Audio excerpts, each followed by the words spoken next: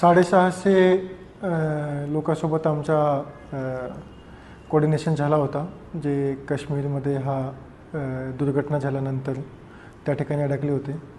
त्यापैकी 600 लोक आत्तापर्यंत परत आलेले आहेत वेगवेगळे माध्यमातून. आपण जे फ्लाईट्स दिली होती त्याच्याद्वारे सुद्धा परत आलेले आहे. आता जवळपास 50 लोक जे आहेत ते काश्मीरमध्येच आहे, पण ते स्वेच्छेने त्या ठिकाणी आहे.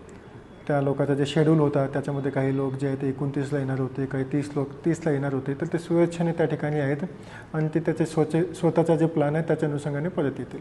आणि सुरुवातीचे 2 दिवसमध्ये सर्व लोकांचा कोऑर्डिनेशन आमच्यासोबत संपर्क जो होता ते पूर्ण झाला होता.